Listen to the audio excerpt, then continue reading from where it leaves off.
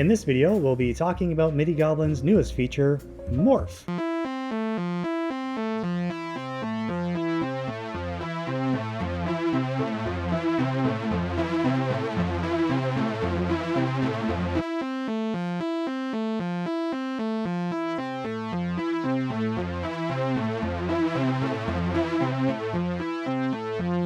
So you might be asking, what is Morph anyways? Well, in short, normal guys, they change their synth settings like this.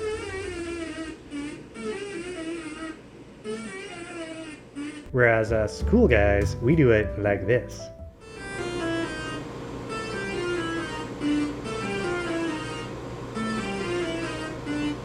It's basically just changing all of your parameters at the same time. Morph is a pretty cool idea. The idea has been around for a little while now. The Arturia Polybrute can do it. The Nord Modular, I think, can do it. I believe the DeepMind 12 can do it in some app or something. The Behringer Motor does it by accident. And the Delia does it really, really well. The Yamaha Reface CS definitely doesn't do Morph. Neither does the Vongen Replay, or the Volca Keys, or the NTS-1 for that matter. Until now.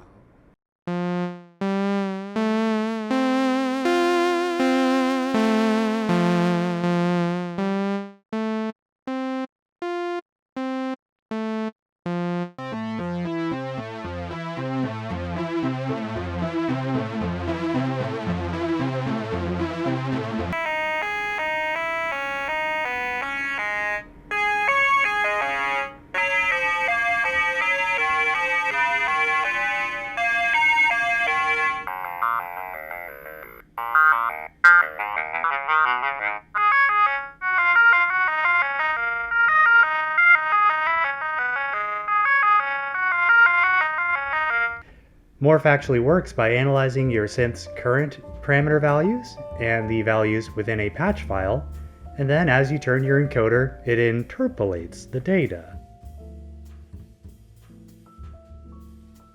It's basically just doing a couple small calculations and then firing off MIDI messages to your synth, telling it to change the values of those parameters one by one, really fast. Now there are some limitations, unfortunately. This only works for MIDI CC values at the current time. NRPN sounds like it might be possible, but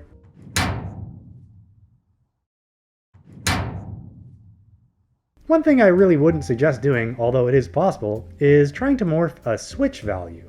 Some switches only have on or off values, so you can't really interpolate that data.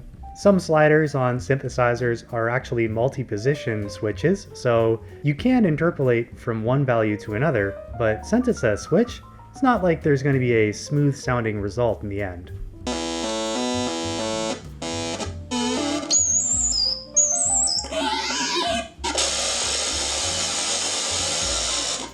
But if you're just screwing around, it might actually be worth trying out, because you might run into a patch somewhere in between that just sounds cool. Having a synthesizer with a MIDI out connection is also very helpful. It's even better if the synthesizer dumps those values on startup. This lets MIDI Goblin know what your synthesizer's parameter values are right from the get-go. MIDI Goblin's patch morphing is also not analog, it's digital of course. It's using MIDI CC parameters, so you know, it's not going to be as smooth as using an analog synthesizer with a morph capability, but it still sounds pretty cool. It's definitely worth fiddling with. If your synthesizer has a MIDI output connection and transmits all your parameter values on startup, this is great. MIDI Goblin will know exactly where the starting point is. Now that my synth is actually turned on and MIDI Goblin knows the current values of all the parameters, let's fiddle around and make a patch.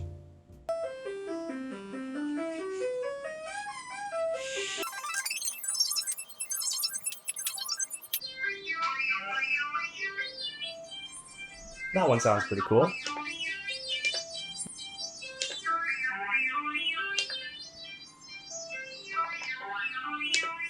Now we want to morph to this patch, so let's screw around with the parameters a little bit more.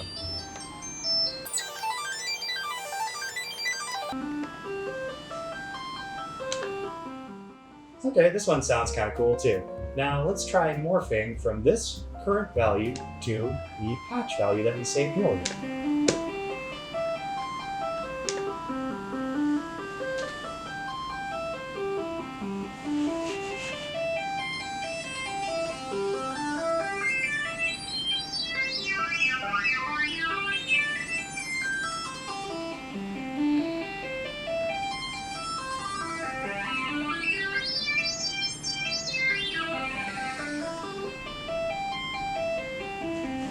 You can use Patch Morph at the same time as the arpeggiator, the sequencer, even the MIDI LFO. Now let's say that your synth doesn't dump its parameters on startup. Well, you might have to actually wiggle all the knobs or flip all the switches, but if your synth has hidden parameters or a crappy interface like the NTS1, there's an even better option. I'll use the NTS1 as an example because it's kind of finicky and it doesn't have a MIDI out connection. I select the NTS1, and then I navigate to the controller. MIDI Goblin actually has a full-fledged user-defined controller in there as well. Rather than adding all of the NTS1's parameters by hand, we can actually just press Menu, Use Device, and set it to Yes. This generates a list of the NTS1's parameters, and from here we can just fiddle with them all in the MIDI Goblin itself.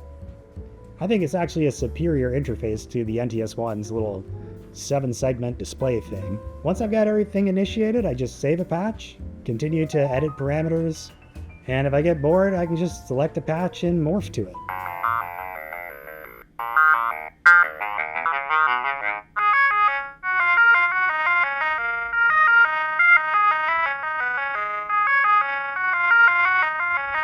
And that pretty much covers it for Morph.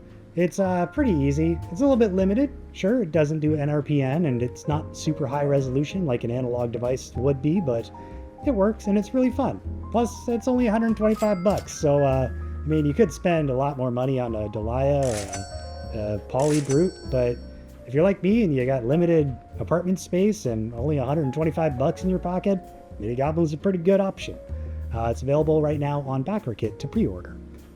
If you like this video, hit the like button, maybe subscribe, follow me on Instagram. I like to post little updates there as I add new features. If you didn't like this video, hit the downvote button or whatever the hell they call it nowadays. Yeah, that's it.